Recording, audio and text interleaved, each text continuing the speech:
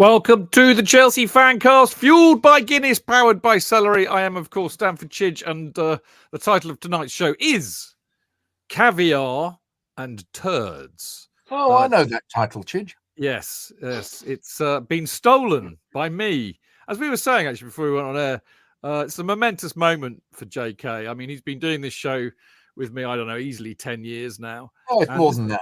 Is it more than that? Christ almighty. 25 years. No wonder we're looking old. And this is the first time that I've actually stolen a title from him. So all kudos to JK. I'd say kudos to JK. Which I wouldn't say stolen. I would say appropriated. I would say yes. lent. I would say borrowed. I would say, lent givingly, friendlily. Yes, we're not scousers. We don't steal. We appropriate. Yeah. So, my dear old thing, you are both, in fact, my eyes and ears tonight, because I was gallivanting around Portsmouth, drinking heavily with Tony. We saw. Yeah, I had a great time, actually. Yeah, much better time than we had. Well, yes, although I ruined it slightly because, I mean, we were having so much fun. I totally ignored the fact that we were playing, and basically, somebody said that we had scored, and then somebody said we had equalized, and somebody said, or they had equalized, and somebody said they'd gone, and then suddenly Tony and I got interested, and I remembered I had flash score on my mobile, and I remember we actually watched on my phone. This is like takes you back to the when we used to have to watch teletext. Do you remember that? Yeah, it was a bit like that. So I'm watching my phone, which if anybody's got flash score, it has the real time seconds ticking past. Tony and I were looking at my phone, willing Chelsea to score a third goal. And then suddenly the numbers went black and it was like, for fuck's sake. Anyway, enough of me prattling on. We've got the lovely JK. Oh, he's the brain of Stamford Bridge. He's the brain. Join in, everybody. He's the brain of Stamford Bridge. Whoa. Haven't you got you played a song for Martin the other day? You put me on. I was just, you queued me up and I had to do it. I've actually got that recorded already. Okay. I might play it again later on. I've got everything. Mark. The idea now is that everybody has a sting. You see, but I've got my own jingle. Have I? Yeah. That was it. I've just done it. So that I'll do it again. I'll put a guitar behind it. That's all. So everybody's got a tune. I reckon I can play audio in. I've figured out how to do it. He said that. Well, I might send it to you because I did something called "Bright as a Button" for I forgot. Martin. It's only Friday, mate. It's Martin. It's only Friday. Yeah, Are you still with us, dear? Yeah.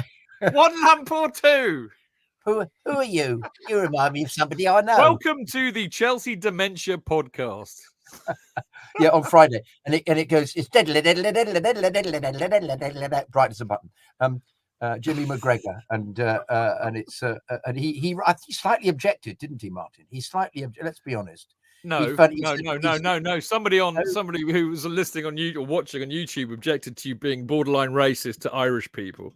Yeah. But also Martin wasn't. Oh yeah, but I am. So what? For fuck's sake. Yeah. And be careful. You got another Irish person on tonight. Another bloody Paddy tonight, mate. Excuse me. My father was from Belfast. It's not any of this. Belfast. There's Ireland and there's Northern Ireland. That's Northern Ireland. It's different, isn't it? It's Northern Ireland. Yes, of course. Yeah. Sorry about that. He's a unionist. Sorry, yeah. Not proper Irish. Yeah. Keep digging, JK. Keep digging. Oh, dearie me. I'm gonna rescue you, bless your heart. You've had a hard weekend. Right, as ever, don't forget Chelsea. Chidge, sorry to interrupt, but going to Chelsea at the moment is really hard, isn't it, Mark? Mate. It's really going away. Despite the fact the atmosphere was also crap because everybody was just so fed up. You can feel it. You're tangible. And then they did all the all the. We'll come to that. We'll come to that. About that. I know. But I just want to keep your powder dry. Keep your powder dry. Well, that's what they used to say on Nelson, didn't they? Well, actually, I learned all of these. I learned exactly what a toe rag is. Really? What was it? Well, a toe rag was basically kind of Georgian bog roll. So what they had was they had this special cloth, right, which was towed at the end of the boat. The rag was towed. You would haul it up, wipe your ass, drop it back into the sea where it would be cleaned for the next person to use. It would be saucily clean, wouldn't it? Yeah. And they had square plates, hence a square meal. I learned so much. It was wonderful. All of these things. I love it. I love that. I know, it was great. You should have come, man. You'd have loved it. Right, listen. I was watching a game of football. Oh, that's right. Yes. Anyway, as ever, don't forget you can listen to the show live. Well done. Every Monday and Friday at 7:30 p.m. by going to Mixlr, or of course when we do it at 8 like we have tonight, but Chelsea-fancast Mixlr.com, where of course you can join in the chat by posting on the live chat page, or now you can watch our ugly mugs as we stream the shows live on YouTube. Live. Yes, exactly, and our Facebook page. So there you go. Right, you can follow us on all the socials at Chelsea Fancast. Listen and subscribe on YouTube, Acast, Spotify, Apple, all good podcast platforms. Make sure you leave us a glowing 5-star review as well. Now, I should say at this juncture that we do have a Patreon account, which basically means you bung us a few quid every month, and we're eternally in your debt and very grateful. If you do that, I mean, go to patreon.com/Chelsea Fancast. But if you do that, if you send me your address, I will send you a Kerry Dixon banner, little mini replica banner of the one that hangs the Matthew Harding. And of course, you can join our Discord group, which is like I now have to say YouTube chat room, Mixlr chat room, Facebook chat room. So really, really good people congregate in there. Mark's probably in Mixlr if I know Mark. And it's like that. It's like that 24/7. Really good people in there. You'll love it. Anyway, join in. It's all good, clean fun. Right now, just a two-parter tonight. Basically, all Brentford Chelsea. So strap yourselves in. Quite a difficult show for me to do, JK, seeing as I only saw these. I tell you what, mate, this depressed me. You know.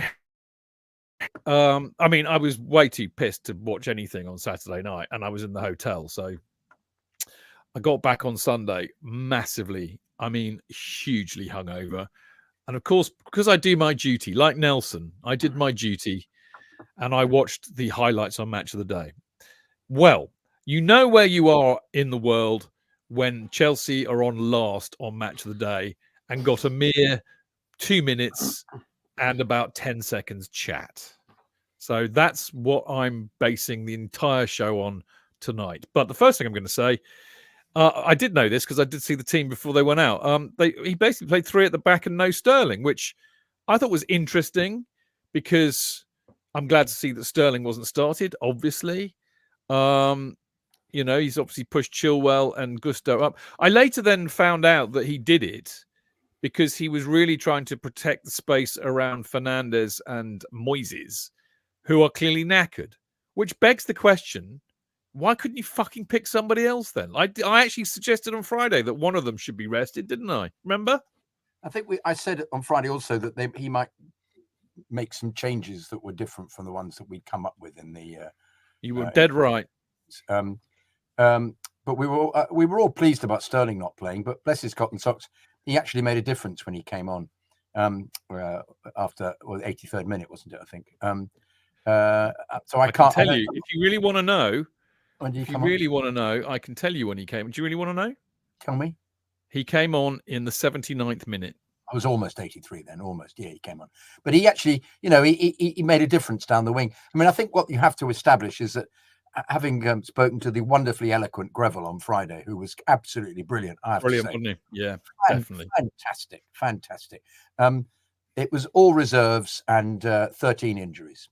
And the fact that we ended up toe-to-toe with that and that they played much better than us in the second half was just embarrassing. It's the embarrassment I keep finding of watching them. But yes, to answer your question, I didn't quite understand what the pattern was and whether it was to stop them from being tired. Why didn't he give Cassidy a go? Why didn't he give somebody a go who isn't exhausted? I mean, the consequence of this is that for me, Enzo didn't do much and neither did Connor. I can't remember seeing Connor very much in the game. But Mark, if you you saw. I found it. Connor and Enzo. I have to say, I thought Moises was excellent. I thought he was really excellent. He's getting better and better. He's doing that kind of Makaleli thing of sort of, stretching his leg out and embracing his opponent whilst kicking the ball away. What was that bloke called with the telescopic legs? Inspector Gadget. Inspector Gadget, wasn't it? He's got Inspector Gadget written all over him. Written all over him, mate. All over him. But we're going to get onto it. The outstanding player was Gusto, who's becoming a. Mate, you have fallen in love, haven't you? But he was wonderful. Gushing. He was brilliant. He was completely brilliant. Every time he got the ball, he looked dangerous. He rushed past his the fullback and got a decent centre in, and he's tenacious. And the very fact that we all thought that, because he got the slightly dubious, I'm not sure whether you can sing it anymore, but "Allo, Allo, Malo Gusto" song. Did he really? Yeah, and he was, and he felt at the end of the game, he on his own, they were all singing. He came over first to all of us, the closest to all of us, kissing the badge, and gave his shirt to somebody in the crowd. And I thought, that was the first time I thought there's a connection with a player this season who has played his socks off, and we're telling him that he's played his socks off, and we loved him for it. And it was great. What was it? Malo Gusto, Malo Gusto, hello, Malo Gusto. I like it. Particularly original song. But I don't care. No, I don't care either. And the O's fit rather beautifully, don't they? Hello, hello, Gusto. Yes. I like that. It's good. So, but yes. So, I think we're slowly but surely establishing little crumbs of comfort from this complete pile of shit that we're seeing this season. But anyway, I digress. Let Mark have a go now, because I've otherwise you need to go for a bit of a sleep, don't you? No, I'll get angry. I'll get angry otherwise. Now I'm on the verge of getting angry. So he's covered all the exciting bits. Yeah, in that. He's had the caviar. He's had the caviar, and he's left the turds. No, I haven't. There were moments in it, Chidge. Sorry. There were moments in it that were excellent. I want more caviar. Caviar. Yes, I do. There were moments in it when we were quite good, and there were moments in it when the clown car that, as driven by Jackson, just that wonderful moment when he took the ball around the goalkeeper and took it too wide, and then tapped it in towards the goal. For fuck's sake! But and he's got a good header. But anyway, Mark, yes, I give way. I think the honourable member. I think you have covered the whole game, the highlights. Welcome to my world. Why do I bother writing a script when he does part 2 in the first 3 minutes? Was there a script tonight? Yeah, apparently there was. Don't tell anybody. I never saw it. I did actually email you something. It's called Caviar and Turds. I would call it Jekyll and Hyde, which is ironically, and I know you'll plug it later, the article written by Mr. Worrell. That's the title of his article in CFC UK. It was a real Jekyll and Hyde performance. There was bits in the game where we played well. There was bits where JK mentioned Connor and Enzo, where Connor and Enzo did really positive things. But there was like Hyde performance. There was Jekyll performances where we just had some really poor parts. So you got to half time and you thought 1-0 up, and it was a superb goal by Jackson. And I think it was Dean who said it. I think on a previous show, the positive about Jackson is, despite the chances he misses, he doesn't get his head down, and that was a shocking miss when he dribbles around the goalkeeper and allowed. It was awful. It was awful. Absolutely, and you can always tell a bad miss where, if you were recording it, the amount of fucking hells Jackson people said around me was phenomenal, because it would have been a really good goal. It was a team goal, good passing movement, dribbles around the keeper, puts it in, and it was such a poor finish. But he doesn't let it get him down. And that header was an absolutely superb header, and Gusto's ball to him was excellent. So you had that moment, you think, we haven't played brilliantly. We've had moments in the game. We've played badly in spells as well, but we're a far better team than Brentford. We're 1-0 up at half time. Surely, to be to goodness, we'll come out and we'll put a good 45 minutes in the second half, and we'll win this game comfortably, because we were heading down when we saw the team. And I think most people were pleased with the team. They thought, actually, we haven't played 3 at the back since September, and I know it sort of panned out more as a 3-5-2 or 3-4-1-1, whatever. It's Tuchel ball. Yeah, but on first look, I thought it was going to be a 3-4-3. We knew Brentford's B team were playing in defence, so I actually thought he was going to really go for it down the wings. Chile and Gusto would be really far forward wing backs, and at times they were, in the first half. I don't know what happened at half time, but for that early part of the second half, we never came out. I really have no idea what happened in his team talks, because they, for the first 15 minutes of that second half, were just non-existent.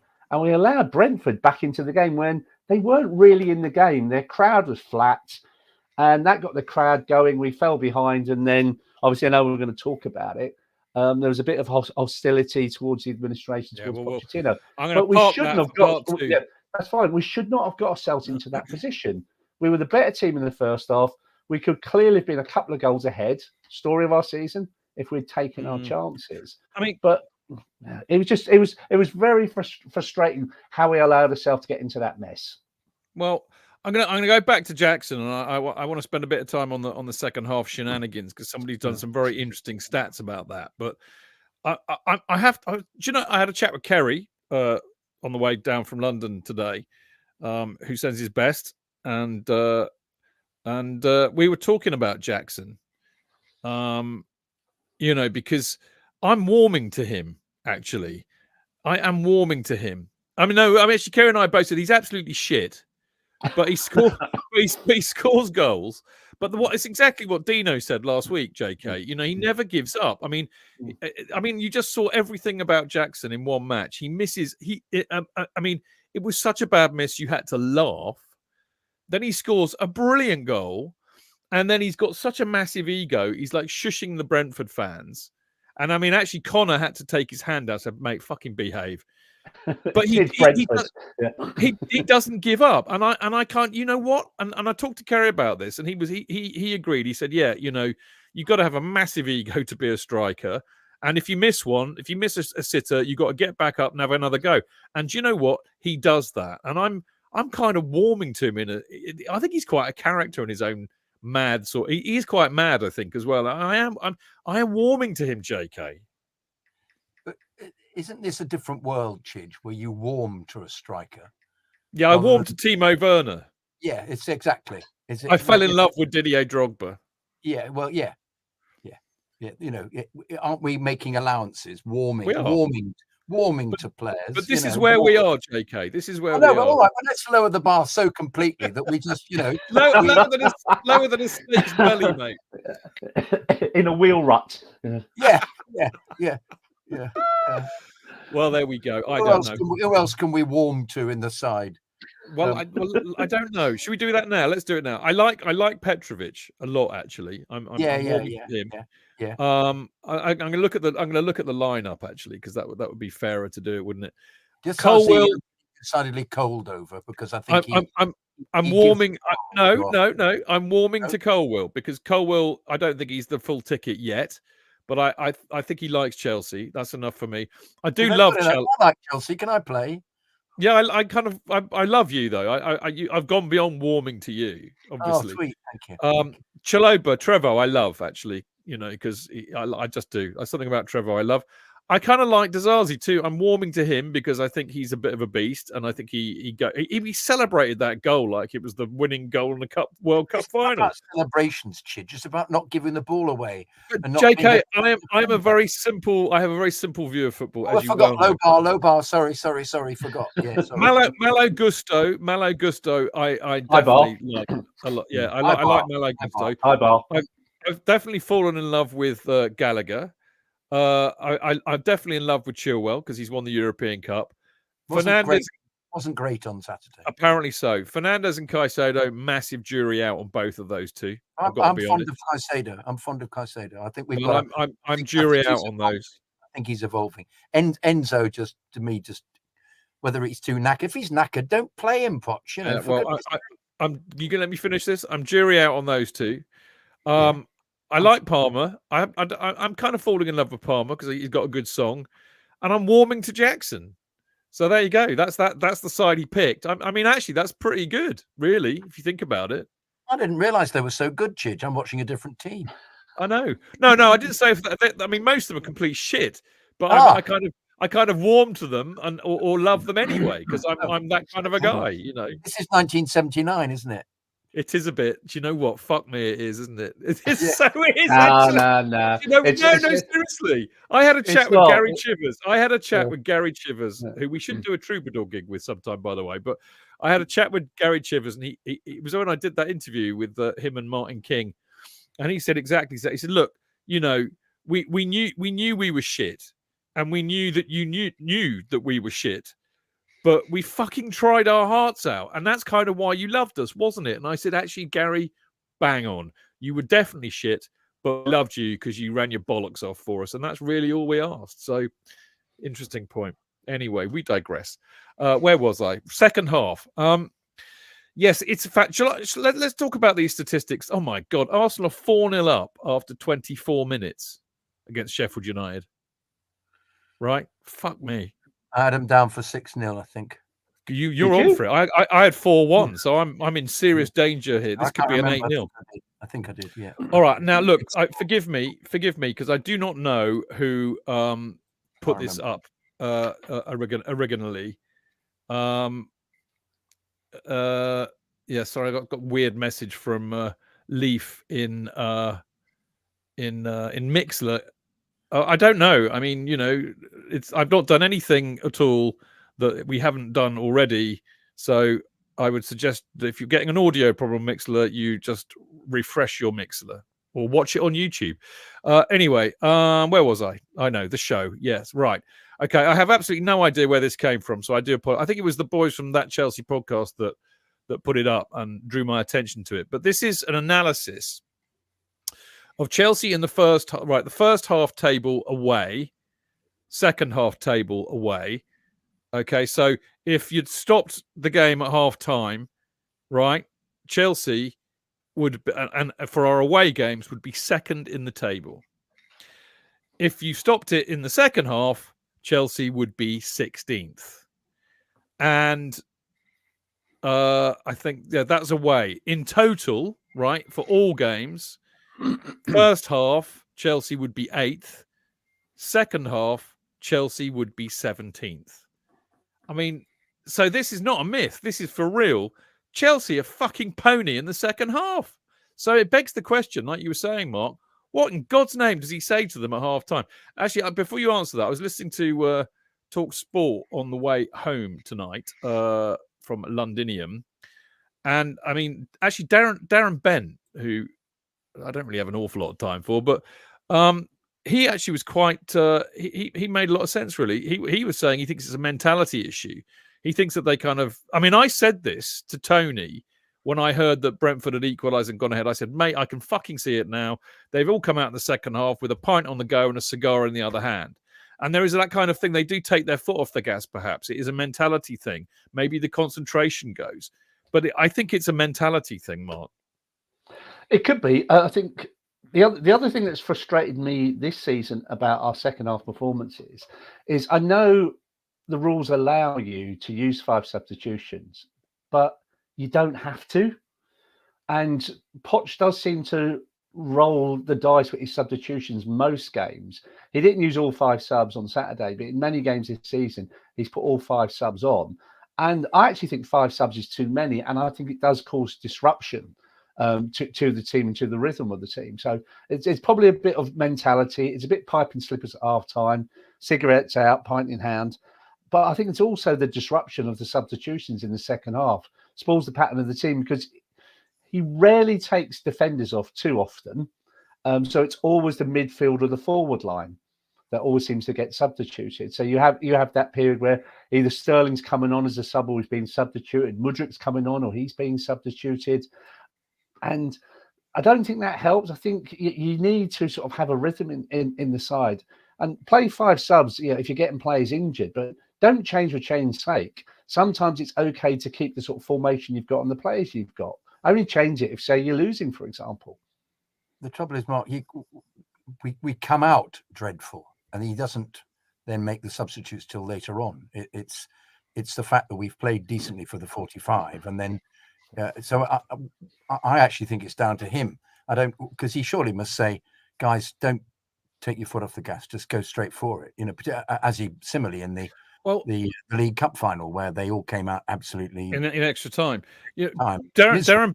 Darren Bent was saying, he was saying that opposition managers and players will know this. They will know that Chelsea come out with a cigar on the go in the second half, and he reckons that the managers say, right, come out in the second half and go for it, because they probably would have taken their foot off the gas. They catch us cold. I mean, you know, love him or loathe him, I think he makes a very good point, and it certainly bears out what we've seen. And those statistics are damning. They are damning. And Brentford did come out in the second half, and they did have a go at us. And in the same way, the league game at Stamford Bridge, they got both their goals in the second half. Brentford didn't make any changes. They were behind. They didn't actually make any substitutions until later on in the game. And we made our substitution, of course, obviously, when we went 2-1 behind. But for those first 15 to 20 minutes of the second half, we were nowhere. We just weren't in the game. They pushed up. They pushed up, Mark. They pushed up. They didn't lie back. And they started pressing, which they hadn't been doing in the first half. So they're all the energy of the first half. And we just cannot deal with the press. We cannot deal with it. But also, if you look at their playing records, they had a shocking record coming into that game. I think they'd only won one game since Christmas, and then they had a weakened side. Like I looked at that team, and like I didn't recognise half the players in the Brentford team. They're all injured. But yet, that first 15-20 minutes second half, Brentford was superb. As you say, they pushed up against us. That got the crowd going, because the crowd is very flat at Brentford. Because it's just a sort of a tight ground, they can generate a lot of noise, Brentford fans, from the times they've been there before.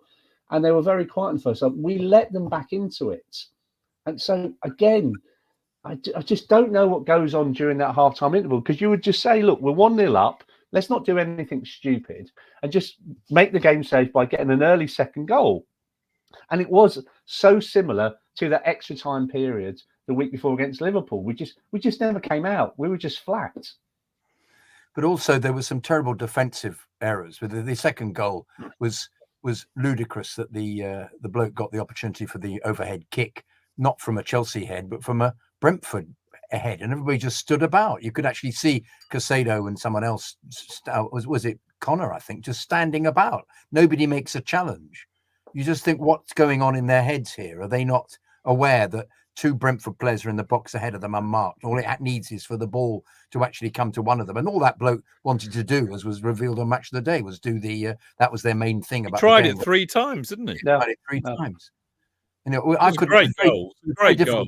See up the other end, unfortunately, because the sun was in our eyes, and this looked to me as if the ball, nobody had challenged him, and he kicked the ball in from a low level, but nobody challenged him, and he did an overhead kick. That was all that we discovered, but we knew that I could see that nobody had challenged him from the other end of the pitch, which I don't understand why this kind of lethargy overtakes them.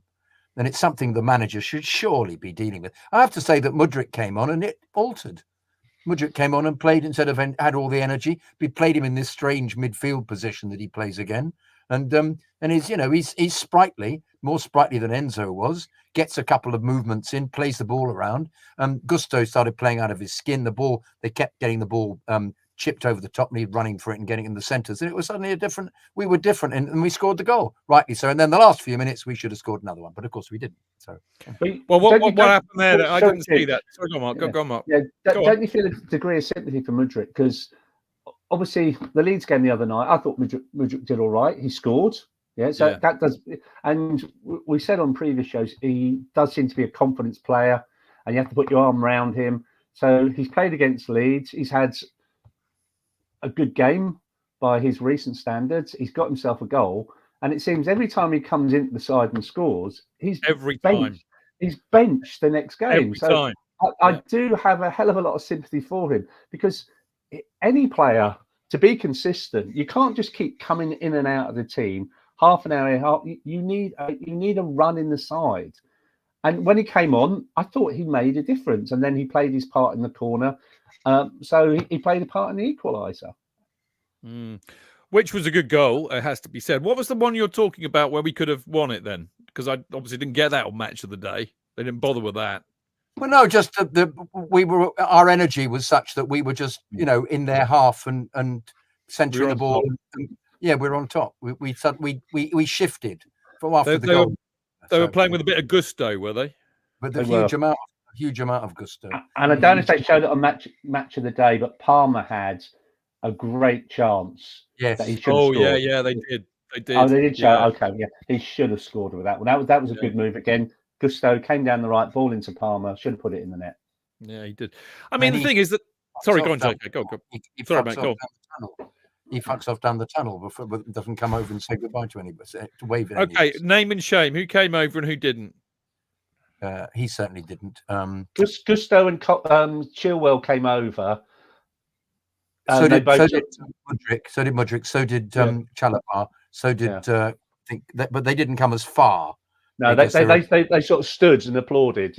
Where Gusto and Chilwell actually came over and they gave their shirts to kids in the front. Yeah.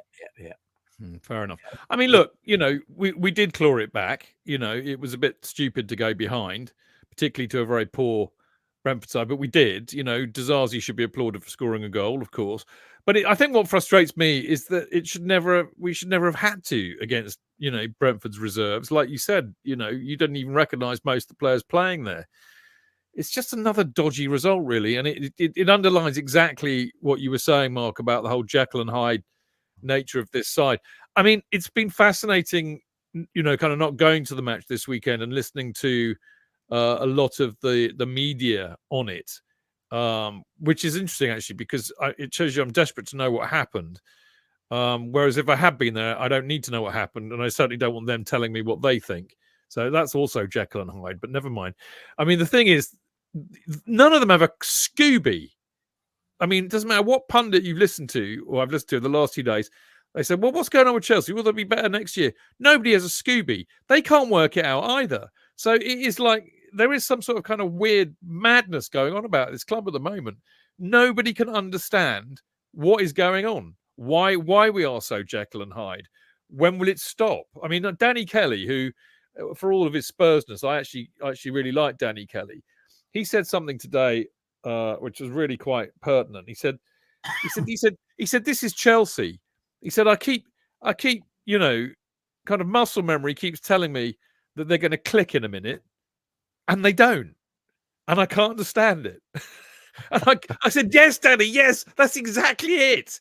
So are we, mate. So are we, and it just doesn't seem to happen. He's right. We've clicked this season, and we've clicked in certain games, and just when you think we've turned the corner, we turn up and we put a performance in, whether that performance was Man City away or Villa away or Man City at home or Arsenal at home.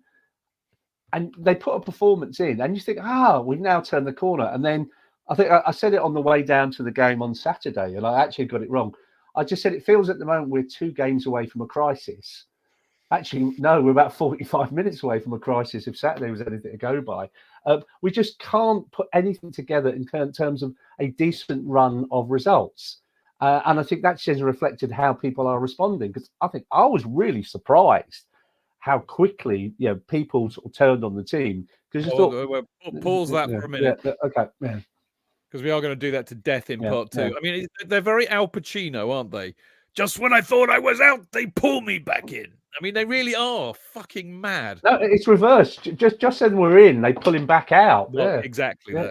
Yeah. Exactly that. Yeah. Yes. It's like Tim Rolls' wonderful tweet about sowing what you reap. You got to reap first. Yeah. He was so angry. I think he got it all muddled up. Right. We will be having a break in a jiffy. But before we do, we're going to do our usual thing. I mean, of course, having not been at the game, I haven't actually read my copy of CFC UK, but I do believe. Well, flash it on the screen so people can see. There you go. I do believe that Mark's read my article, which I can't. as you weren't there, I thought in tribute to you, I'd read your article first on Saturday. Because normally you'd read your article first, and you weren't there, so I did it for you. It's a good issue. Yeah, there's a good mix of things in there. Tim's article is very well worth reading. I mentioned Marco's as well. You know, fair play to DJ. You know, after all these years, he's still knocking out a really great fanzine. Yeah, good. And I can't remember what George was there Saturday, so he managed to get a ticket lastminute.com for George. So George was helping him sell the fanzine. Yeah. Brilliant. I can't remember what I wrote about. Was it any good? Yeah, it's a good read. As I said, like it's you're called Think Local, Act Global. Yeah. They're now 5-0 up, Arsenal, so that's fucked my predictions right up. Thank you, Arsenal. Right, CFC UK. The new one is out, as Marcus has proved by showing it to us. If you want a copy, then obviously the first thing to do is to go to the CFC UK stall, which is opposite Fulham Broadway, and meet DJ and Marco and Chuckles and whoever else is there. Usually a few of us are there. Or buy it from somebody along the Fulham Road going, hurry up, it's only £1. They don't actually as much. They don't say hurry up. I questioned one the other day. Why aren't you saying hurry up? I said, yeah. Oh, sorry, mate. It's not copywritten. I mean, if you sell the fanzine, it's part of the contract. You're supposed to say, hurry up, it's only £1. It was the youngster. Yeah. He's not been trained yet properly. Bloody youth. Yeah. No, DJ's probably trained him. He's just being all youth about, I'm not saying it, but it's a part of the contract. You sell the fanzine, you have to say, hurry up, it's only £1. Anyway, you can get it on the away matches, as these boys have proved. But actually, if you can't get to the matches, do not panic. You can subscribe to CFC UK by emailing fanzine@cfcuk.net and subscribe for a year. I mean, I would imagine actually you might as well wait until the new season. But anyway, whatever. It's 20 quid for a subscription for a year in the UK, 45 quid if you're in Europe, 60 quid for the rest of the world. And you can also get this emailed to you digitally if you would prefer it than a hard copy. And it's 6 quid for a year subscription. Digitally. Did I say what I said? Yeah. I think I'm a bit brain damaged from the drinking I did with Tony on Saturday night. Mate, shots were fired. Were you suitably refreshed? I had a kind of a turquoise coloured shot that tasted of chili that I have no idea what it was. And then somebody gave me, I don't know. And then somebody gave me another shot and I said, shall I put it in my Guinness? And they said, no. Blop. But mate, it was out of control. Out of control. I mean, I knew it was going to end badly because when I arrived at the pub, Tony and I were clearly very thirsty because we'd walked for bloody miles. And so we got Guinness in, and I said, Tone, I'm really thirsty. He said, yeah, good point. But we got a lager in as well. So we had 2 pints the minute we got there, and it kind of carried on in that vein, really. So a lager chaser. I'm impressed. Indeed. Well, we were thirsty. Anyway, you can, as I said, you can subscribe digitally. Is that better, Jonathan? Digitally. You can subscribe to the fanzine electronically by paying £6 a year, or only £1, and you can do all of that via PayPal. Yeah, don't fuck with me, Jonathan Kydd. Sorry. Right. The other thing is Chelsea pitch owners, as I say every week, if you want to actually physically own a piece of Chelsea, then this is how you do it. You get a CPO share, Chelsea pitch owners share. That means basically you have a share of the freehold of the stadium, which means you have a say in what happens to it in the future. This is very important, given that we are on the cusp of either redeveloping it or moving or whatever. CPO shareholders will have a say in that because they basically own the ground. If you want one of these, 110 quid for an electronic share, or even a digital share, you could say, or 175 quid there or thereabouts for a framed share signed by a Chelsea player. I have one with Frank Lampard's signature on it, and I'm very proud of that. And if you want one of those, go to the Chelsea website, chelseafc.com, and search for Chelsea pitch owners. And not for the last time, although it will be soon, because we are now in the month of March. And that means that if you want to come along, I mean, you've heard me talking a little bit about Tony and I gallivanting around with Alex on Saturday around Portsmouth Dockyard, around the Victory and the Mary Rose and various pubs. It's kind of like a one-day version of the thing that we're planning for June, which is a a long weekend trip to the Western Front. So that would be the Somme and Ypres, where we will be visiting a lot of World War I graves and cemeteries. We'll be going to real bucket list items like Thiepval, Vimy Ridge. We're going to Arras, Ypres, obviously, Passchendaele. Yeah, Passchendaele. I mean, all of these. And you know, Alex and Dyer and Holmes are full of the most amazing knowledge about all this. They've also written a book on footballers in the First World War, many of whom were Chelsea players and Chelsea supporters. So there's a bit of a football theme to this, and they build it all around that. And also, if you have relatives who fought or died in the First World War in that area, they will do some research for you and take you to where they are buried if you haven't done that before. So it's a brilliant trip, and all really good people, all love their football, all like a drink, all appreciate good food, of which there is plenty because it's France and Belgium. Hotels are nice. It's fantastic. It's a trip of a lifetime. I mean, it's so good that me and Tony have jumped at the chance to go back.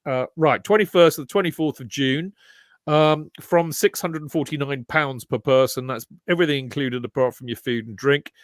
But you need to pay by end of March. So if you want to do this, you need to get on it. So come and join the fun. Istoria, ISTORIA travel.org. You know what to do. Right. In a minute, we will be back with part 2 of the lovely, beautifully formed Chelsea FanCast.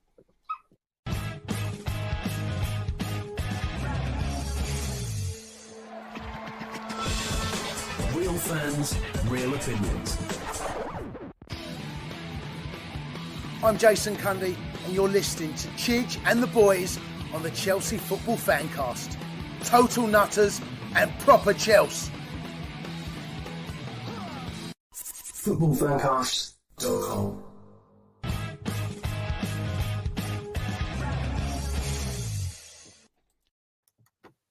Welcome back. We're back. I'm Stamford Chidge. This is the Chelsea Fancast, and I'm joined, of course, by the leg end that is Jonathan Kydd. Bell end, surely. Yes, my mistake. I'm joined by the bell end that is Jonathan Kydd. Thank you very much. Yeah. Hello, everybody. Hello. We should be telling everybody actually that as part of our basically we're going to obliterate the World Chelsea Fancast merchandise soon. So T-shirts and mugs will be available. Great, that T-shirt with the team with the Fancast team on it is going to be great. You like that, don't you? There's going to be a Jonathan Kydd gnome as well, isn't there? That's what I was about to say, and also a Jonathan Kydd / Chelsea Fancast branded turkey baster. Yes, most definitely one of those. You really want to have what you actually do look like a gnome. You dress for the occasion. I'm developing this look. I am. Yeah. I'm happy to embrace it. I'm happy to embrace the look, actually. So So there we go. Grow the beard down here. So so there we go. We may be joking, but we might not be.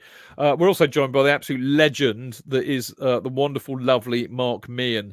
How are you, Mark? He's the brain. He's the brain of Stamford Bridge. He's the brain. He's the brain. He's the brain of Stamford Bridge. Everybody remember, he's the brain. He's the brain. He's the brain of Stamford Bridge. He's the brain. He's the brain. He's the brain of Stamford Bridge. Hey! There we go. Nobody joined in. It's a good job you have no shame, isn't it, really? And I didn't join in either. Apologies. Good evening, everybody. Good evening, good people in Mixler. Good evening, people watching this in YouTube as well. Yeah, I'm looking forward to the T-shirts. So if I've got the brain of Stamford Bridge, what's JK's song? Will it be David Bowie's "The Laughing Gnome"? Ha ha! Like it a lot. Yeah. So I gave him toasted toadstool, was it, and a glass of dandelion wine, and he put him on the train to Eastbourne. He gave me a fag, and I carried his bag. I think that's the lyric, isn't that one of the lyrics? What about the Pretenders? What about the Pretenders, Kid? Oh, kid, I only kid. Well, we'll change the lyrics because it'd be a bit lovey-dovey, but I think maybe there's something in there. Laughing gnome, actually. Ha ha. Okay. Ha.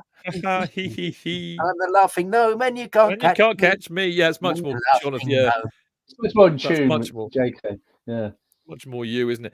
Mark, how's life with you? I mean, how's things on the trust at the moment and the FAB? I mean, I know you're not allowed to talk about it, otherwise you shoot, or because you have to shoot us. But don't say anything untoward. Busy, no doubt. I know it's taken up a lot of time. I think in terms of the trust, we're looking to organise a SGM meeting the day of the Burnley game. We've invited Chris from Chelsea Pitch Owners to come along. So again, we just have to sort out a venue and then we'll communicate it to our membership. Other things to promote that the trust are organising at the present moment in time would be the 5th year of the annual Stamford Chidge Sleep Out. So I was in full sleep out mode today, sort of advertising that, highlighting that, looking to raise £30,000 this year on behalf of Stoll Veterans and Barons Court Homeless Project, an absolutely brilliant new charity we've got this year who do amazing things for homeless people in Hammersmith and Fulham. And we're up against it in terms of the clock, but the fixtures have been moved about a bit. No surprise there. So the Chelsea women's game was going to be on Sunday, sort of 2 weeks' time. It's been moved to the Friday. The Leicester game is now on Sunday.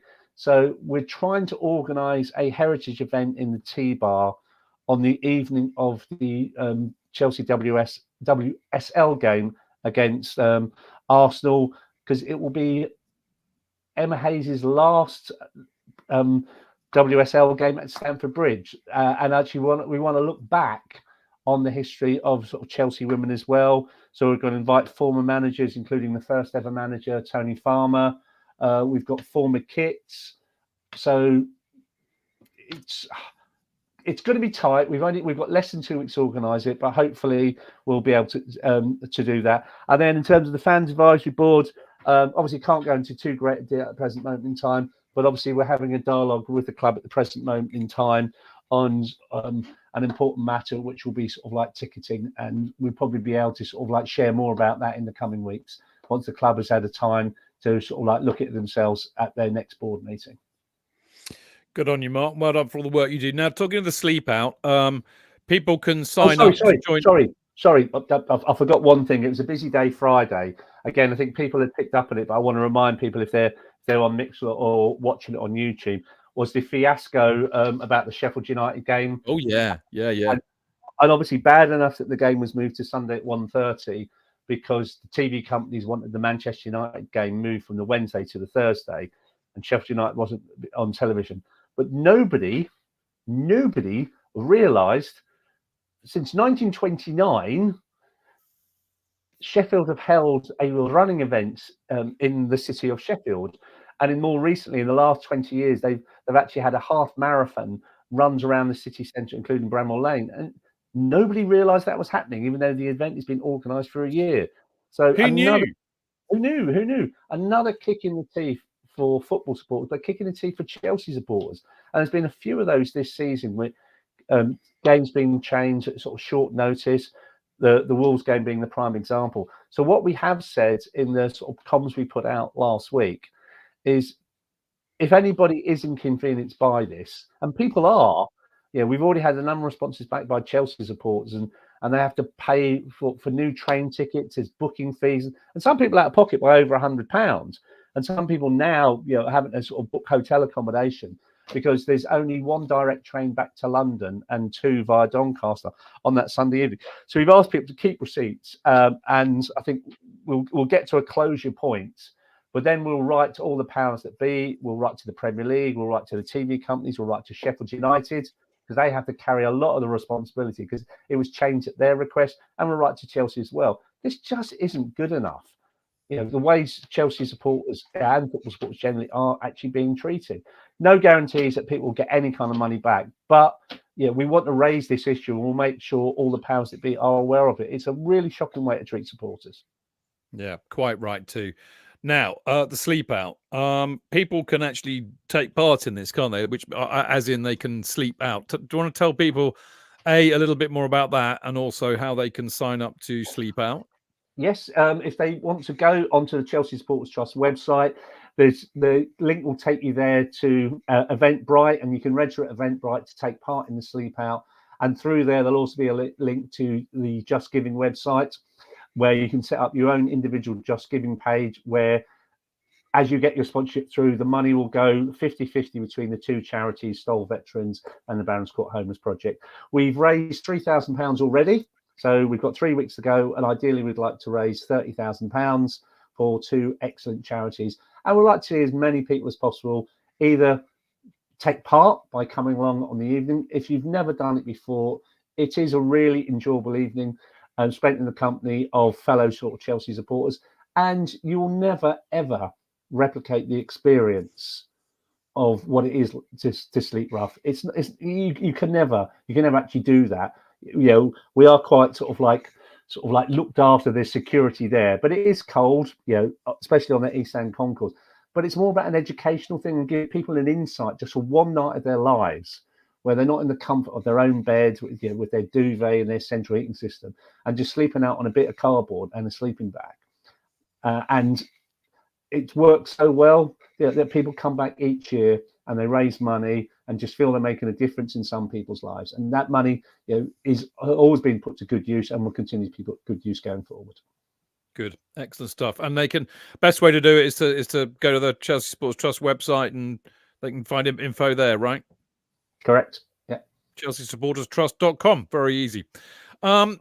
Just another thing before we get back into the football, we should say a massive, massive happy birthday to 3 Chelsea players. Yes. All of whom are close to our hearts. I mean, the first one, particularly this show, because he's been on it more than any other player, and we love him to pieces, and that's Canners. It's his birthday today. It's Gary Stanley's birthday today, a much-loved player from the era that you were talking about earlier, JK. But, of course, the absolutely brilliant legend, one of many people's favourite players, and he's not too well at the moment, and that's Joey Jones, isn't it, Mark? Sir Joey Jones. Sorry, Sir Joey Jones. My mistake. If Mickey Thomas was here, he would chastise you. It is the legend that is Sir Joey Jones. Now, Joey's not in good health, and sadly, Gary isn't in the best of health either. So, happy birthday to both of those and to Canners as well. I sent a message wishing Canners happy birthday today. I hope he has an absolutely splendid day. He's just a lovely, lovely man and a big friend of this FanCast. Indeed they are. Well, happy birthday to all 3 of them, all fondly remembered and loved by us lot, and particularly Canners, of course, because he's a good mate of ours. Right, I've managed to try and swerve this for as long as I physically have been able to do it, JK. But I did talk to a few of you after the match. Tony and I were quite curious as to what was going on. But in fact, we were seeing WhatsApp messages from I think Mark posted a couple. You might have done. My mate John Gordon quite often keeps in touch with you when I'm not around. And I mean, John was saying it's turned toxic. You were saying that they're chanting. I mean, they were basically, from what I understand, I better not. Well, I think, correct me if I'm wrong, because obviously I wasn't there. So for me, it's hearsay. But Bowley, you're a Gareth. Yes or no? Yeah. Yes, correct. I don't know what they sung about Poch. I mean, obviously, I know about the order. Can I give you the order? Roman Abramovich first. Bowley, you're a Gareth. What was the third one, Mark? The first one, actually, was fuck off Maurizio. That was the first one. Right. No, I heard the first one as being Roman Abramovich. No. The first one was fuck off Maurizio. Then it was Roman Abramovich. Then it was Todd Bowley's a Gareth, and then they started singing for Mourinho. That's right. Well, I got it weirdly the other way. I got Mourinho was the third one, and they told Maurizio to fuck off in the fourth one. But anyway, whatever. Those were the. Well, they did it more than once. They did it more than once. Yeah, it went on, and then we scored. We scored, and everybody got tied up in the moment, didn't they? So it didn't happen again. Well, no, I think what happened is because I was quite surprised when it happened and how quickly. And to be fair, like. It wasn't the whole of the Chelsea away end. I'd say it was a proportion of them. It wasn't everybody. And as soon as the chant started, very quickly, people started doing the Chelsea chant as well. So it happened. It wasn't continuous. It didn't go on for 5, 10, 15 minutes, like, for example, the Don't Worry About a Thing chant would go. But I was quite surprised how quickly the crowd turned so early in the second half. I understand people frustrated. Was it after the second goal, Brentford's second goal? It was after the second goal. It was after the second goal went in, yeah. And there was still time left because, as I said earlier, we let Brentford back in the game, but they weren't particularly good in terms of defence. They were good up top, but they weren't good in their defence. And no sooner did we make a change and we pushed at them for the latter part of the game, as JK said earlier, We got a really good goal with Dizazi, and if it'd gone on for 5 minutes longer, we probably would have won the game. But for that short moment, for a few minutes, there was a lot of unhappy people in that away end, no question. But it almost reflects the whole the up and down, the Jekyll and Hyde quality of the whole thing, because it happens within the half as well. There's a moment of excellence with a really good move and we don't score, or the shot is the final part of the move doesn't work because nobody has a shot at goal or it's blocked, and then suddenly we're shit again. So it was almost part of it. You suddenly thought, oh, everybody's hating this, but then we played quite well, so everybody stopped singing that. It was part of it. You just think they suddenly appreciated they have made more of an effort. It wasn't as if they carried on singing it. They didn't carry on. As I said, it was short-lived because he did make a substitution. I think they scored. I think Rizza's overhead kick was on 69 minutes, and Poch made a substitution within 5 minutes. It was a very quick substitution. But he brought on Mudryk for Mudryk came on, so there was a bit of like, come on, Mudryk, yeah. So there was a bit of that, and then the Chelsea chance and all that. But it was short-lived. But you could not have missed it, and there's no surprise all the press picked up on it. It wasn't quiet. It wasn't sort of like murmuring. You could clearly hear it in the away end. You'd heard it in other parts of the ground. I know people, sitting in other parts of the ground as well, and they could hear it loud and clear. So if any of the board were there, I know Todd Bowley was in Bahrain for the Grand Prix. I know Barley was there. They would have heard it. Does Bowley own part of the Grand Prix, do you think? No, that's not his interest. His interest is in the film interest. I think. I don't think Clear Lake have got motor racing interests. Yeah. It's interesting, isn't it? Because we know because we were very close to it. When they were in the bidding process, Mark, and Todd Bowley was front and center of all of that. Met. I mean, I didn't get to the meetings because I was busy, but I know you did, and Dom and a few others. Yep. He was front and center, but he's not the only one. I mean, Egbali apparently is taking much more of a hands-on role than Todd Bowley, and then there's this Feliciano bloke as well. It's Clear Lake who are the issue. Isn't it Jose Feliciano? Sorry to interrupt you. Yeah, it is. It is. Your face went a bit despairing. Sorry, I do apologise. What were you talking about? Your little face went a bit. Mine? Yeah, just no, not really. Yeah, no. I deserve it. No umbrage at all. I wanted to sing the Jose Feliciano song, but I won't. No, if you want to, I'm not going to stop you. No, it's too late now. Okay, the moment's gone. Yeah, I feel like that's a bit of a loss, really. But never mind. It may come back. Who knows? Who knows? Yeah, I may. Now your little face is looking a bit crestfallen. No, because I'm ashamed that I interrupted you. You were in mid-flow. No, I was. It's not at all. Don't even think about it. I mean, basically, it's Clear Lake. That's the issue. But Bowley's the lightning conductor for that, and I think it means that Egbali's getting away with it. As I said on the show a few weeks ago, I've no problem in then getting stick for all the shit and stuff that they've caused. I have no problem really in people. I don't have any problem with people chanting what they like. Actually, they pay their money; they're entitled to do what they like. I don't have a problem with. You and I were talking about this, Mark, weren't we, yesterday? And I've got no problem with people singing Roman Abramovich because it pisses everybody else off outside of Chelsea, which always amuses me. But it's also making a point that this probably wouldn't be happening had he not had to sell the club.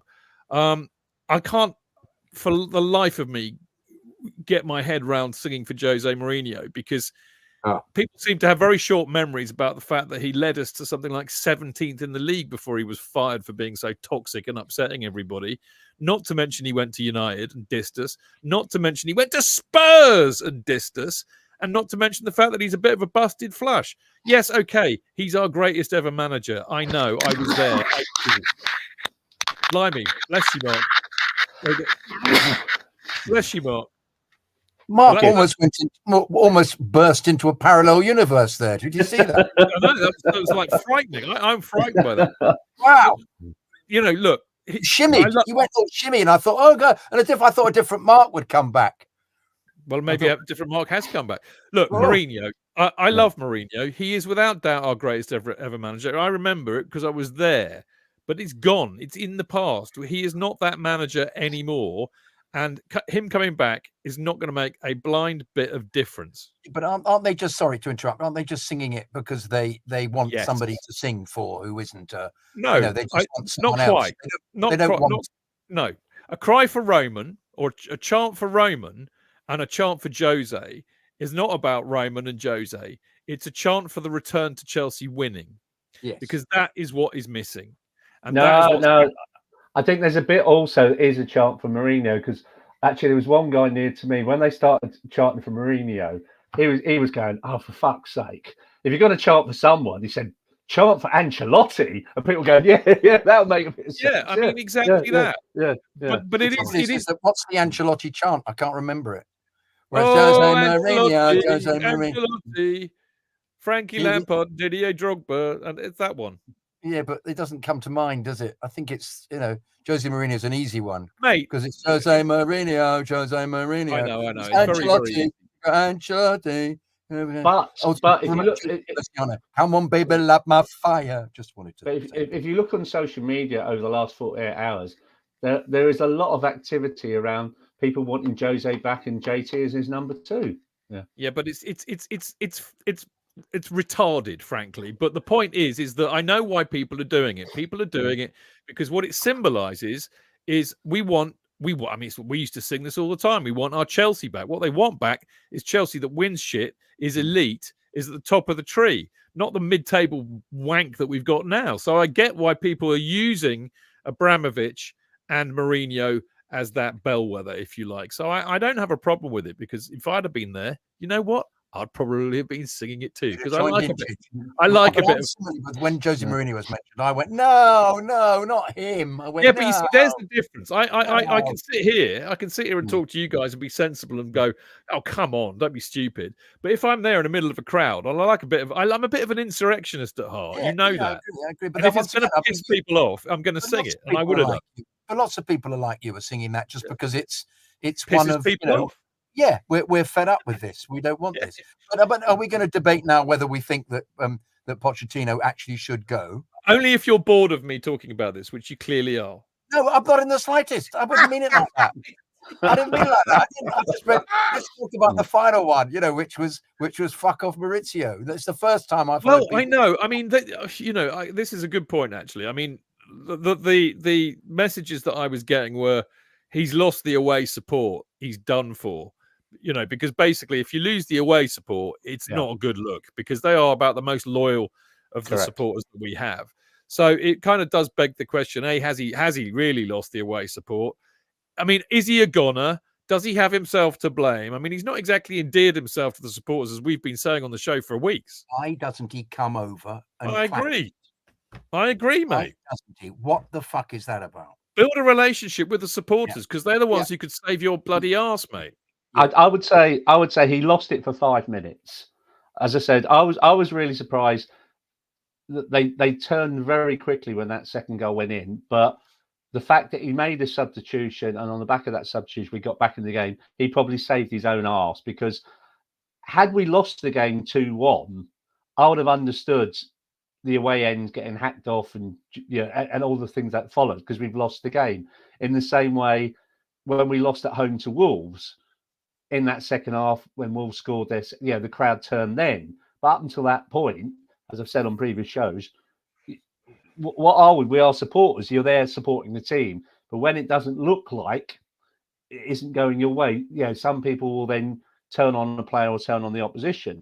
And I just thought it was very early to do that, so early in the second half when there was so long to play. So he managed to salve it. But I agree. I think you have to build a connection as a manager. Sarri never built a connection, and we know how that ended up. We know what happened to him.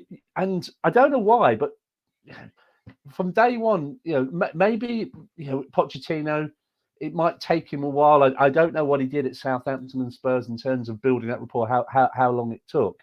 I'm not even sort of saying it's the go full Mourinho, running down touch lines and sliding on his knees when we score goals, or jumping into the crowd like Ancelotti, or high-fiving, but something, and JK said it there as well.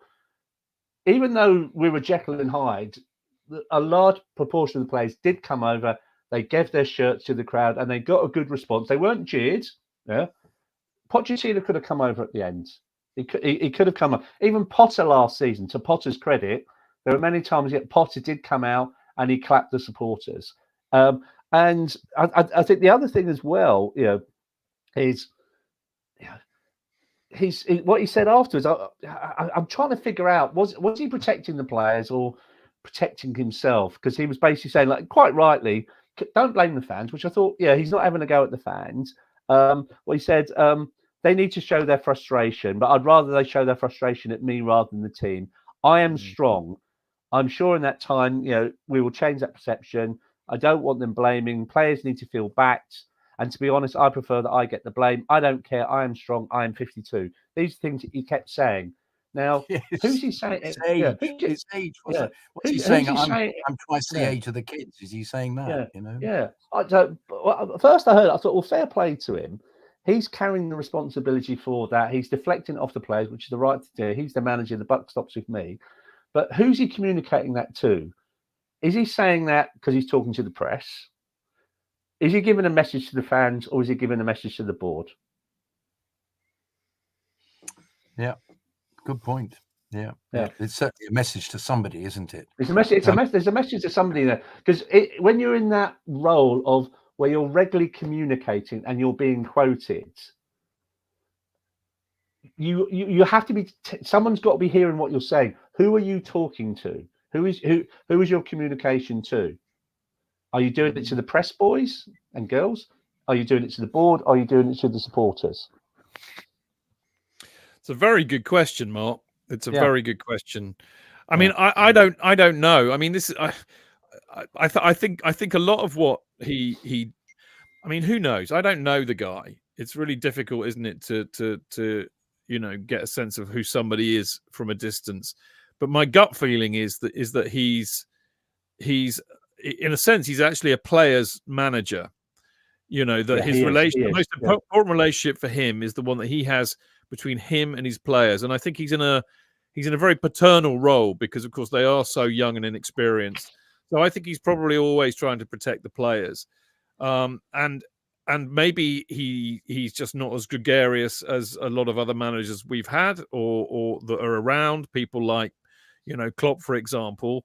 Conte's one that we had, Mourinho, of course. Maybe it's just not his style to engage with us in that way. I'm afraid for him, he has made a monstrously strategic error here, because I'm afraid Chelsea is a club where if you were managing this club, you need to have a relationship with the supporters, because that's what we demand. That's what we. I mean, I know this is going to sound a bit weird, so don't send me to kind of like jail for this, but. We are a bit similar to Liverpool fans in that respect. It's about, we need a connection. We need a connection with the guy who manages. This is why Mourinho was perfect for us in the same way that Klopp was perfect for Liverpool in completely different ways. But Mourinho was the perfect manager for us. It was like us against the world. Fuck everybody else. And he would make that connection with us. And managers like that really work with us. Although I do think, there was a great connection with Carlo, who was completely different. I get that. But we talked about Mourinho a minute ago. This is why people still love the guy, because he represented what we are about. And that is what Klopp has done so brilliantly at Liverpool. He connected with that city and the Liverpool fans in that city.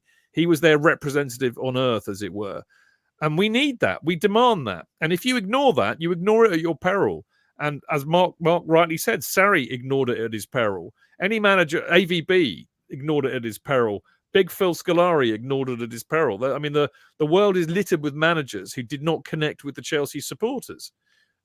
So this will be his undoing, in my opinion. And I have to say, I think it's a great shame, because I think there is a good manager in there.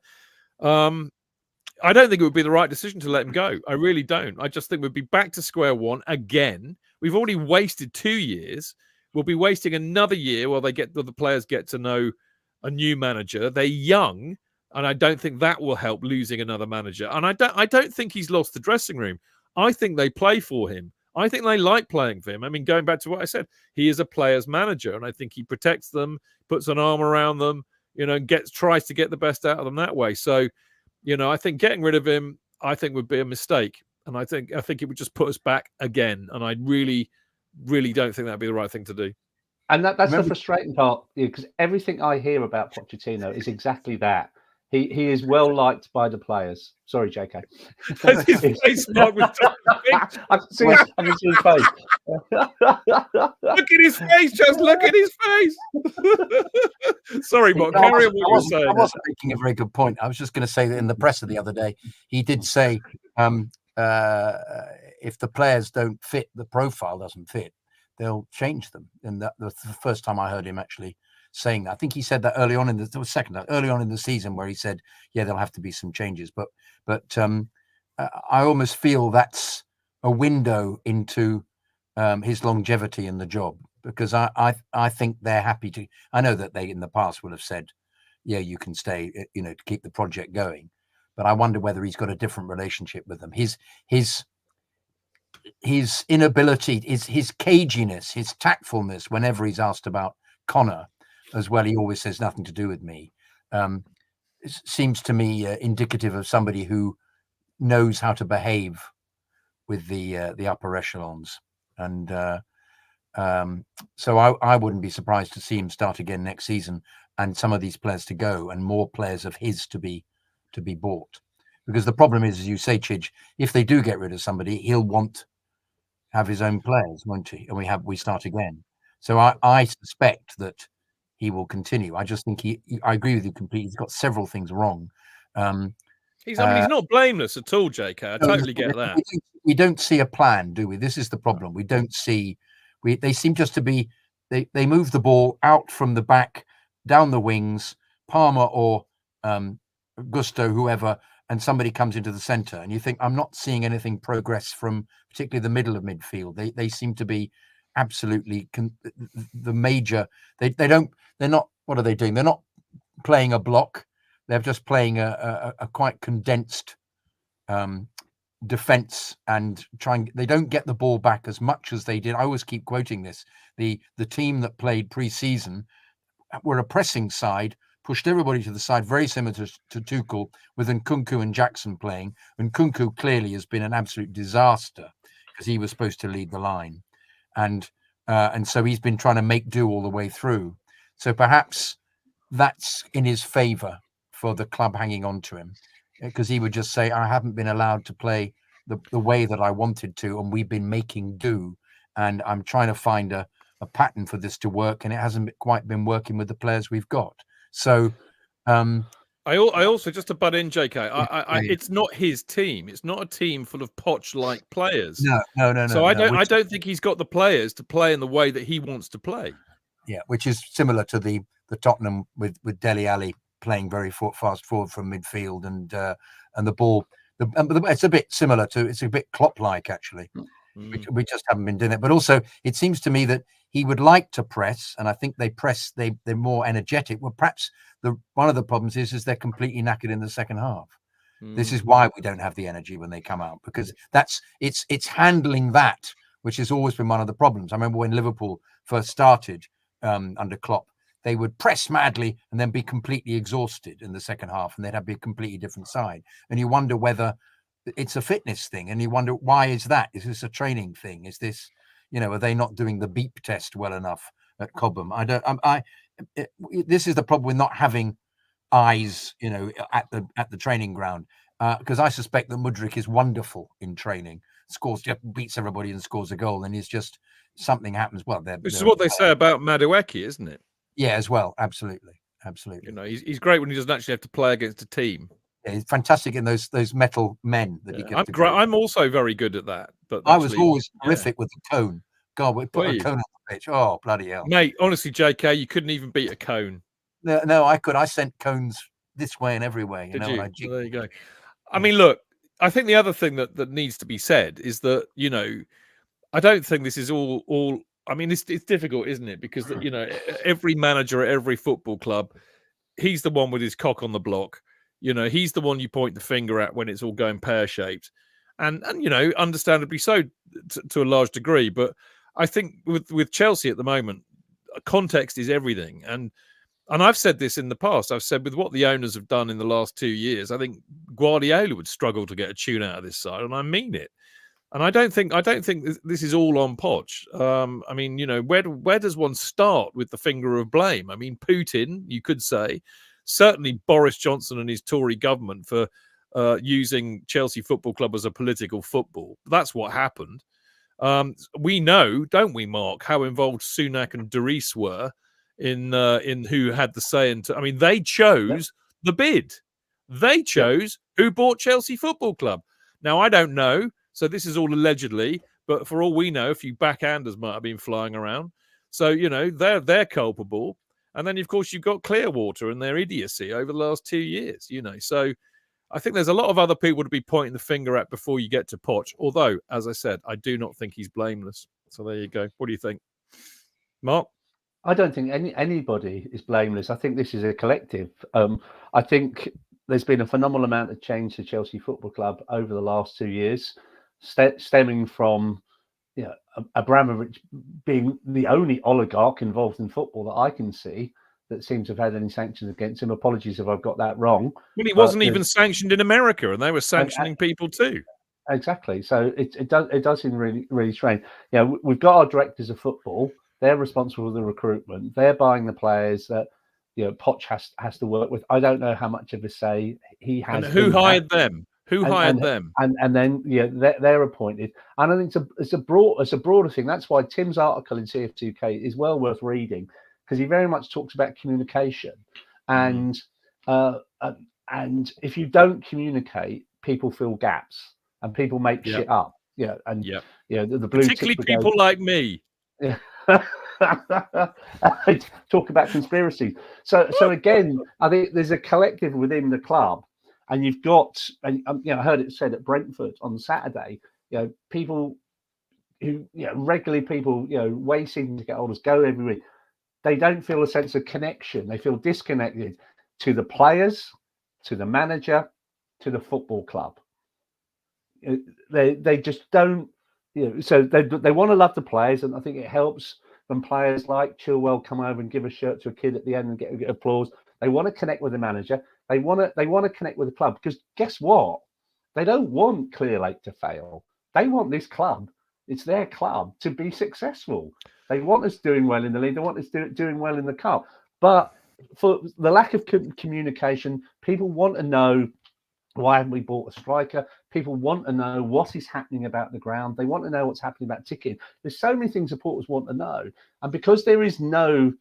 And don't get me wrong, Roman didn't do much communicating, but that was fine. We were winning stuff left, right, and centre, and everything was tickety-boo. So I think in the absence, where we are at this present moment in time, I think some kind of communication strategy, a vision, your strategic approach, where is this club going? Even if the ownership turned around and sort of said, look, we are where we are, as politicians might do, this is going to take a while to fix, because obviously the mess we've been placed in, by Nadine Dorries and Boris and co. It's going to take us a while to build us back up. But this is our vision. This is our plan. This is where we want to be, etc., etc. People may not be happy about it, but at least they'll be explained to. So a conversation of some kind, I think, would be really, really helpful. And this is what Tim's making reference to in his article. Yeah, he's right. I mean, the barefaced reality of it is, and you can argue the toss of me on this if you like, but I don't think any of this happens if we're winning. If we're winning games, if we're winning trophies. I think Chelsea supporters over the last 20 years have got so used to that, they pretty much forgive anything. If whoever owns you or manages you is delivering winning games and winning trophies, we'll turn a blind eye, which sounds a bit of an awful thing to say about us all, but I do think it's true, JK. I think if we won the League Cup the other day, we wouldn't be having these conversations. No, I agree. I think even if we win the FA Cup, a lot might be forgiven. But we will. These conversations don't happen. These chants don't get sung. These huge criticisms of Clear Lake don't happen if we're top of the league and we're winning trophies. I think it's that simple. And I think the other thing I'd throw in as well is also include the manager in this as well. There was a bit about as I said, who is Poch actually talking to? Actually, come out and Yeah. talk to the supporters, engage Well, with the I know. supporters. Because again, you saw what happened to Potter. Potter, became the casualty of the whole thing of us in this change process project, whatever you call it. We are, and it just, as you often said, it just wasn't working for me. It wasn't working, so Potter had to go. That's why I just think we need some stability. So although Poch is doing a lot of things that aren't the right thing to do at this present moment in time, who's to say if Pochettino went and whoever is out there, they're talking about Amorim from Sporting Lisbon, but who's to say this time next year and Amorim is our manager and we're 12 still in the Premier League and knocked out both cups, they won't be calling for his head or something. So there's probably a bit of self-preservation with Pochettino. It'd be harder to get rid of Pochettino if he's got the supporters on his side. Yeah. Well, that's what I said earlier on, mate. I mean, he's made a strategic error there. Now, I don't know why he's not done it. Maybe it's part of his personality, yada, yada, yada.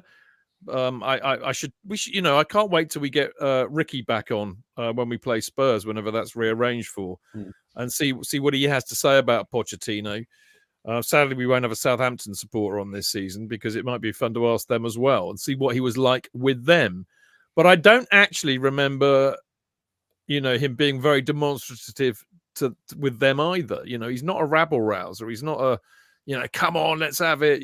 I just don't think he's like that. But it will do for him because, as I said, I'll go back to what I said about the way that Chelsea supporters are. We like a connection. We do like a connection with our manager.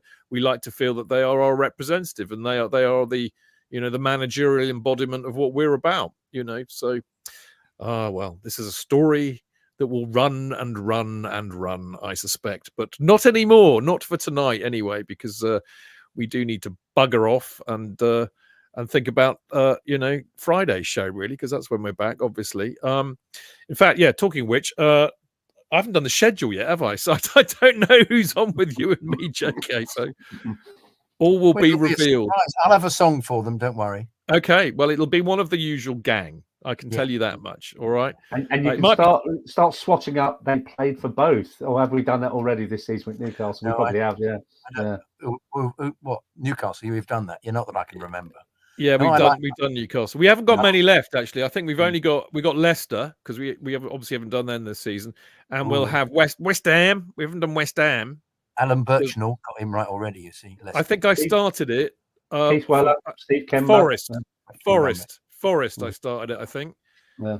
So and we played Liverpool since then. So West Ham and Leicester will be that for they play for West Ham. Yeah, right. As I said, me and JK will be back on Friday. We'll be obviously looking ahead to Monday night's match against Newcastle United. Newcastle United, the Geordie Niche and the Horse Punchers. Maybe we'll get a supporter from them on, but they're a bit of a miserable bunch, so maybe not. I'll try, and I'll get a translator as well. Or maybe we can wind them up a bit and go, so many goals, which is my favourite clip of the week from TalkSport. Apart from Antti Niemi, he's no Finnish.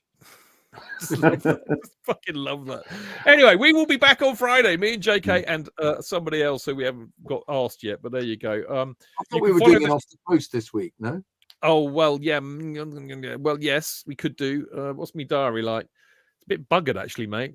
You'll have a few emails in after Saturday. Do you know what, JK? We really need to do one. I mean, tomorrow I'm working from 8:30 in the morning until 8 in the evening, and I will be exhausted. I mean, if I don't go swimming in the evening on Wednesday, do you want to do it on Wednesday? Because we've got to do it. You're right. We have to do it. Yeah, let's try. Yeah. Okay, we'll do it on Wednesday. I'll just not go swimming, which fucks me up totally. No, go swimming. We could do it. No. We need to do it this week because tomorrow and half Wednesday, half tomorrow night. I'm just too late. I'll read them all, and you just go. Here's another one from Jonathan. Yeah. Well, no. I'll tell you what. We'll do Wednesday. All right. And because I'll have. Yeah. Okay. We'll do Wednesday because I'll have some time to cobble it all together. All right. I could do that tomorrow night, and then we can do the show on Wednesday. So we'll do an in off the post on Wednesday. You can follow the show on all the social media at Chelsea Fancast, me at Stamford Chidge, Jonathan at Jonathan Kydd, and Mark at Eddie Mac BAWA, which stands for Blue and White Army, doesn't it, Mark? It does indeed. Mark, as always a delight to see you. Do you know what, actually? You know, we've got an international break coming up, and I know it's going to be the same weekend as the Sleep Out. But I think we might have to do another 50 years of Chelsea. Yeah, we haven't done it for a while. Yeah, maybe on the Monday night. Where did we get to? Was it 2006, 7? Was it? Yeah, I think it was. I can tell you because I've still got the DVD here. That's why we're champions. I think we did. So that would have been the second year, wouldn't it? So we'd have done 5, 6. So we need to do 6, 7. Oh dear, I've scratched this to buggery. I hope it's all right. So we're doing 6, 7. Chin up. Yeah. That one. Yeah. So we done 4, 5, 5, 6. So it'll be 6, 7, won't it? 6, 7. Yeah. Chin up, Jose. Well, let's try and do that one. Yeah. And maybe I'll do a Q&A on the Friday because I'm in Wolverhampton on the Saturday because I can't do the you said it's a Killing Joke thing. Yeah. Yeah, it is. I'm sorry about that. No, absolutely fine. Absolutely fine. Yeah. A bad diary clash, and this is going to piss you off as well. And I hate to do this kind of like from the safety of a TV screen, so you can't thump me. I'm going to see Misty and Roots after the Burnley game. Okay. It's when you're going to do the SGM. Okay. Yeah. I know he's so mellow, isn't he, JK? I don't deserve him. I don't deserve him. and also, you've seen the message about the Troubadour and Leicester. Yes, I have. I know. That's a shame. That's a shame. We can't do it then. I'll let our mystery guest know. We'll have to do it another time. Yeah. Was he up for it? He was up for it. Yeah. We'll do it another time. It's fine. Never mind. There's nothing we can do. Yeah. A bit stupid. Well, I mean, I wonder what event if they've got that other fucking podcast in there. I'm going to be mind you. To be fair, they weren't to know that we were going to have an early Sunday kickoff that day. True. Yeah, 12:45 is early. Yeah. Yeah. Well, never mind. Say la vie. Is it in the afternoon they've got the event, or is it in the evening? The event. The afternoon. They said they're booked in the afternoon. They got an event in the afternoon. Yeah. Oh well, nay mind, Mark. It's as I said, absolute delight to see you as always. Keep up the good work. And what you lot really need to know is the amount of work. I mean, he's the only person I know who's busier than me, and the amount of work he does for the supporters in this club. I tell you, they should have a bloody statue of him at Stamford Bridge. They really should. And you need to appreciate him. We've had conversations about statues of Stamford Bridge on this show before, haven't we? We have, haven't we? Anyway, Mark, lovely to see you as always, mate. Hopefully you and I can catch up for a beer soon. Well, again, I would say, are you doing the Leicester game? Well, yeah, definitely. Yeah. So now we haven't got a Troubadour gig. I think a socially responsible thing to do would be have a pint after the game. I think that would be a very good idea. Yeah. Well, I'll be there for the Newcastle game, and I'm going to come along with you and Cliffy to the Founders thing. So, of course, you've got Founders Day as well. Yes, yeah. So I'll see you for that. No. JK, my old shiner, my little gnome-like friend. Lovely to see you as always. Shall I have a gnome song? Well, we're going to do Laughing Gnome, aren't we? Yeah, Laughing Gnome. Got to do. Yeah, definitely Laughing Gnome. I'm a laughing gnome, and you can't catch me. And I've got a great song for Tony. Because I've told you this before, there's actually a Pixies song, which and Mark will know this, which goes Tony, Tony, Tony. But shouldn't he also have the Joseph? One's called Tony's song. Shouldn't he have the Grocer Jack? The Grocer Jack song, though. Yeah, he could, but I like the Tony. Grocer Jack, is it true what Mummy said? You won't come back. No. Yeah, mate, get them all. I mean, we can't play any of them because we'll get buggered stupid by copyright. Yeah, but if we play them badly, they'll never be able to notice the copyright. Okay, or if I sing them badly, nobody's going to know. That's the worst legal defense I've ever heard. Nobody's going to come in, are they?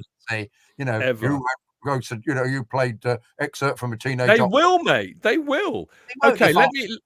The 315 people watching this are going to complain, are they? Mate, it says here, right, because you can play background music, right? And I said, I thought this is on our StreamYard thing, people. Yeah. It says. Add music to your streams and recordings using one of our royalty-free tracks, which will be totally shit. You won't have any copyright issues on the social platforms. So there you go. So they're on it. And I tell you what, YouTube are the worst, mate. they stop your video if they think you've. I mean, I'm amazed they haven't stopped us yet because of the getting by on Only Just. So but of course the video I did of the Porto Champions League win when they played "We Are the Champions" by Queen at the end, and I just videoed it.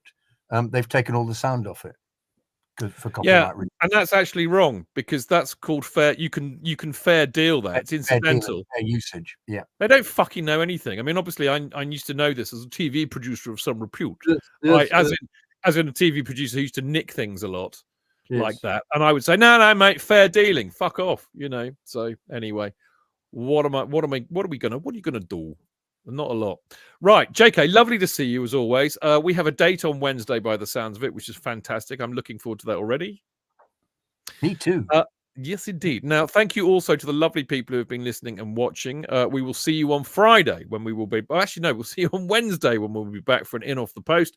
Until then, keep it blue, keep it carefree, and keep it Chelsea. Yeah,